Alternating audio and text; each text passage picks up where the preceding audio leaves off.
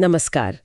आज हम KNR rail engineering limited के शेयर की इस थोड़ी अजीब सी पहेली को समझने की कोशिश कर रहे हैं। जी। 20 मई 2025 को यह शेयर 5% के अपर सर्किट पे लॉक हो गया, 77 रुपए 70 पैसे पे। लेकिन पहली नजर में देखें तो कोई ठोस कारण समझ नहीं आ रहा था। हाँ, बिल्कुल, ये थोड़ा चौंकाने वाला था, खासकर मौजूदा ट्रेंड को देखते हुए। और हाल के महीनों में शेयर ने काफी उतार चढ़ाव देखे हैं।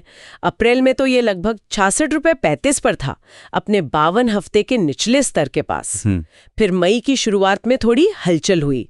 15 मई को 74 रुपए पर अपर सर्किट लगा और फिर 20 मई को दोबारा 77 रुपए 70 पैसे पर 5% का अपर सर्किट। हाँ, ये लगातार सर्किट लगना ही ध्यान खींच रहा है। लेकिन यहाँ एक विरोधाभास भी है। जी। इसी दौरान अगर पिछले 30 दिन देखें तो शेयर करीब 79% नीचे है और इस साल मतलब जनवरी से अब तक लगभग 85% गिरा है। सही। तो सवाल यही उठता है कि इस भारी गिरावट के बीच ये अचानक उछाल क्यों आ रहा है।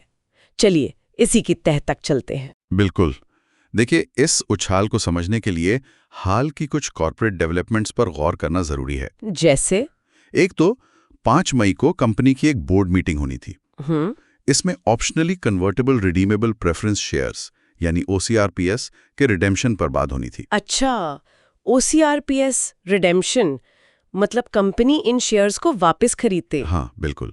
इससे होता ये कि कंपनी की देनदारी कम होती और प्रति शेयर आय यानी EPS बढ़ सकती थी।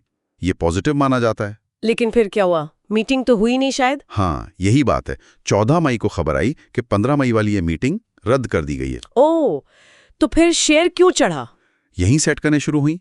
मीटिंग रद्द होने से कुछ लोगों को लगा कि शायद ये प्रस्ताव जल्दी मतलब दोबारा लाया जाएगा और शायद बेहतर शर्तों के साथ। अच्छा, तो उम्मीद पर। हाँ, उम्मीद पर। इसके अलावा मार्च में कंपनी ने Indian port rail and ropeway Corp के साथ एक MOU साइन किया था। हाँ, वो बड़े इंफ्रास्ट्रक्चर प्रोजेक्ट्स के लिए था ना, EPC वाले। जी, इंजीनियरिंग, खरीद और निर्माण वाले 50 करोड़ रुपए से 5000 करोड़ तक के प्रोजेक्ट्स। लेकिन ये सिर्फ MOU है, मतलब इरादा जताया है। असल कॉन्ट्रैक्ट कब मिलेंगे ये साफ नहीं है। और एक और दिलचस्प बात IND मनी के डेटा से पता चलती है। पिछले 30 दिनों में इस स्टॉक में ट्रेडिंग एक्टिविटी 181% बढ़ी है। 181% काफी ज्यादा है। हाँ, और लोगों की सर्च रुचि मतलब कितने लोग इसके बारे में ऑनलाइन खोज रहे हैं, वो भी 113% बढ़ी है। ये साफ इशारा है कि अटकलें बहुत ज्यादा हैं। अच्छा, तो एक तरफ कर्ज कम करने की बात थी जो टल गई, दूसरी तरफ बड़े कॉन्ट्रैक्ट्स की उम्मीद है पर पक्का कुछ नहीं, फिर भी शेयर सर्किट पर सर्किट लगा रहा है। ये कैसे? हाँ, यहीं पर मामला थोड़ा पेचीदा हो जाता है। इस अपर सर्किट के पीछे एक नहीं कई संभावित कारण हो सकते हैं। बताइए। पहला तो यही OCRPS रिडेम्पशन की अटकलें।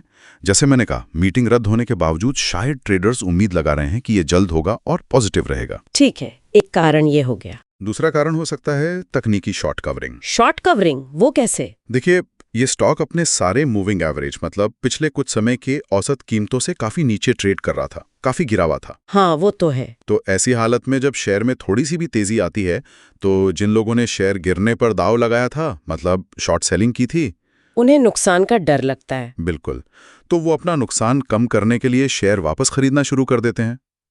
इस अचानक आई खरीदारी से मांग बढ़ती है और कीमत और तेजी से ऊपर जाती है, कभी कभी सीधे सर्किट तक। अच्छा, ये भी एक वजह हो सकती है। और तीसरा और शायद सबसे अहम कारण है कम लिक्विडिटी। कम लिक्विडिटी मतलब इस स्टॉक में रोजाना औसतन बहुत कम शेयर्स की खरीद बिक्री होती है, कुछ हजार शेयर्स ही। ओह, तो बहुत कम वॉल्यूम है। हाँ, तो जब वॉल्यूम इतना कम हो तो थोड़े से खरीद ऑर्डर भी कीमत को आसानी से और तेजी से ऊपर धकेल सकते हैं। 5% सर्किट लगना ऐसे में आसान हो जाता है। ये बात है। और देखिए, ये कम लिक्विडिटी और अटकलों का खेल इस शेयर के लिए कोई नई बात नहीं है। हाँ। अगर हम थोड़ा पीछे जाएं, हाँ। तो 2023-24 में इसी स्टॉक ने 66 रुपए के निचले स्तर से 541 रुपए के ऊपरी स्तर तक एक जबरदस्त रैली दिखाई थी। बाप रे, 66 रुपए से 541। हाँ, लेकिन फिर इसमें भारी गिरावट आई। हाँ। कथित तौर पर कुछ लिक्विडिटी पंपिंग मतलब जानबूझकर वॉल्यूम बढ़ाने के आरोप भी लगे थे। अच्छा, विवाद भी जुड़ा इससे। बिल्कुल। अक्टूबर 2024 में भी स्टॉक स्प्लिट और प्रमोटर को शेयर अलॉट करने की खबरों पर इसमें 20% का सर्किट लगा था। हाँ। तो ये पैटर्न पहले भी दिखा है। और साथ ही कंपनी से जुड़ी कुछ पुरानी चिंताएं भी हैं, जैसे डेट इक्विटी स्वैप के मामले, प्रेफरेंशियल अलॉटमेंट की जांच चल रही थी, ऑर्डर बुक भी बहुत मजबूत नहीं बताई जाती। हाँ। ये सब मिलकर फंडामेंटल्स को थोड़ा अनिश्चित बनाते हैं। तो मतलब कुल मिला के आप ये कह रहे हैं कि ये जो हालिया उछाल है, इसके पीछे कंपनी के प्रदर्शन या मुनाफे जैसे ठोस बुनियादी कारणों के बजाय अटकलें, तकनीकी खरीदारी और कम वॉल्यूम का ज्यादा हाथ लग रहा है। संक्षेप में कहूं तो हाँ, बिल्कुल। अभी तक जो दिख रहा है उससे तो यही लगता है। ये अपर सर्किट मुख्य रूप से OCRPS रिडेम्पशन की उम्मीदों और कम लिक्विडिटी वाले स्टॉक में तकनीकी खरीदारी का नतीजा ज्यादा लग रहे हैं। तो मतलब सावधानी बरतनी चाहिए। बिल्कुल। जब तक कंपनी की तरफ से इस रिडेम्पशन पर कोई स्पष्टता नहीं आती या MOU से जुड़े असल कॉन्ट्रैक्ट्स की खबर नहीं मिलती, तब तक सावधानी बरतना ही सही रहेगा।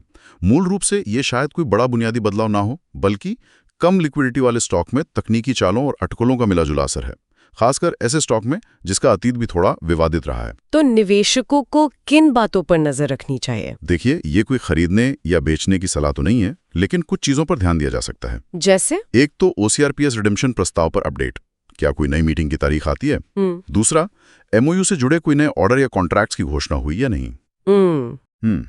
तीसरा, ट्रेडिंग वॉल्यूम, क्या सर्किट के अलावा सामान्य दिनों में भी खरीदारी दिख रही है या वॉल्यूम फिर से गायब हो गया है? चौथा, सेबी को दी जाने वाली जानकारी या कोई और रेगुलेटरी फाइलिंग।